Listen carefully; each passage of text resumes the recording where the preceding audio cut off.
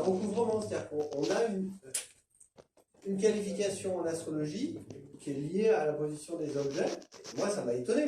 Et donc, pendant qu'elle me racontait ça, je n'arrêtais pas de sourire.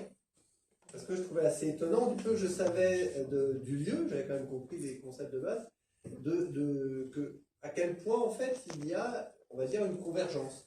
Alors après, chacun en fait la lecture qu'il veut. Hein. Moi, ça ne change pas mon travail d'astrophysicien, mais ça ne m'empêche pas d'écouter et puis de me dire, tiens, c'est quand même intéressant, il y a des choses qui se parlent, il y a des choses qui sont effectivement complètement ce qu'on appelle en cohérence. Hein.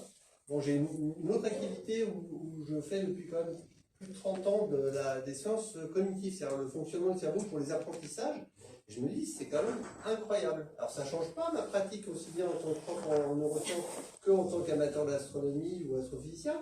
Et je me dis, bah oui, c'est intéressant d'écouter ça. J'ai pas à dire c'est parfait ou au contraire, t'as des rétro-satanas ou c'est n'importe quoi. Non, d'abord, c'est pas n'importe quoi, ça c'est ma conviction personnelle, à la fois en tant que personne et en tant qu'astrophysicien. Pas seulement parce que ça s'appuie sur la position des planètes, c'est quand même une lecture, l'interprétation hein, des planètes et des étoiles, mais c'est ce que j'appelle, moi, pertinent. Voilà. Elle aurait dû toute autre lecture, je me serais dit, bon voilà, c'est quand même un peu étrange là, je trouve qu'il y a convergence. Oui. J'avais une question pour Tu peux dire ton prénom Shaista. Pour tous les deux, déjà c'est hyper intéressant ce que vous êtes en train de dire. Et ensuite. Merci.